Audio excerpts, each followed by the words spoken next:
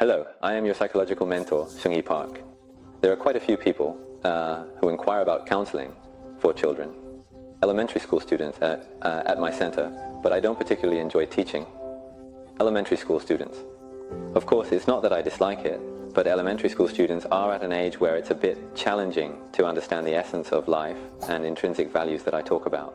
Of course, I've seen children who, having been guided by their parents with many good truths from a good family, can understand what I say, even at a young age. When I occasionally give lectures aimed at those children, a few may understand, but it's not easy for most elementary school students to fully comprehend me. But, in fact, when those little kids have some issues, they contact me because they want to get counseling, and there are various problems. For example, there are things like tic disorders, or they all have certain symptoms of civility. The symptoms of civility in children, which are caused by stress, are illnesses rooted in the mind, and they are largely unconscious. Since they cannot control the unconscious part and lack knowledge about it, they end up being affected by it. But when parents see these things, they become anxious and frequently contact counseling centers, or me. But I usually say this. Typically, I tell them to leave the child at home, or sometimes I might ask them to bring the child.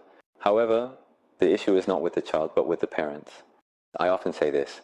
Have you ever heard of the term mother's illness? Mother's illness, it's an illness originating from the mother. So, if young children, especially young children, show symptoms of civility issues or behavioral disorders, you can see it as the parent's problem manifesting in the child, not the child's problem. Therefore, those parents definitely have issues. They are likely imposing a lot of negativity or similar things on the child, probably without even realizing it themselves. They are usually people who lack knowledge about the unconscious. So instead of healing and sublimating the wounds the child receives from the outside, they continue to hurt the child and leave more negativity, making the child exhausted. That's why the child exhibits symptoms of civility issues.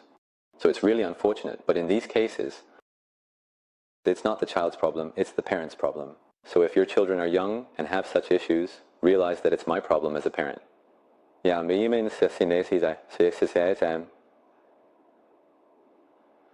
Instead of feeling frustrated with the children, I hope you seek counseling from me or someone else to resolve your own unconscious issues.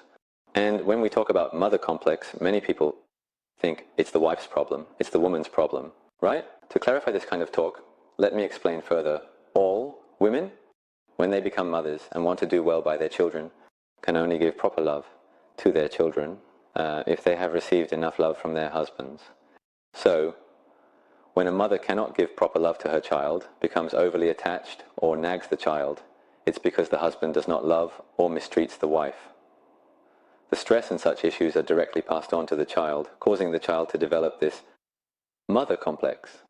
In the end, although it's called a mother complex, the root cause is actually due to a lack of knowledge, particularly unconscious and psychological knowledge on the part of the husband.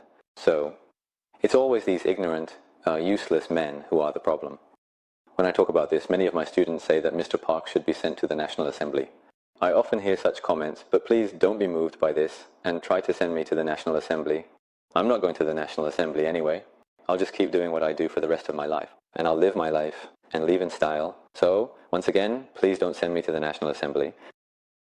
I will work hard. Everyone whose problem is the issue of children with 5 diseases, it's the parent's problem. Keep this in mind. And I hope you live your life always reading books and seeking more truth as a reference. If you liked today's video, please subscribe, set the alarm, and hit the like button. Always, always stay strong. Thank you.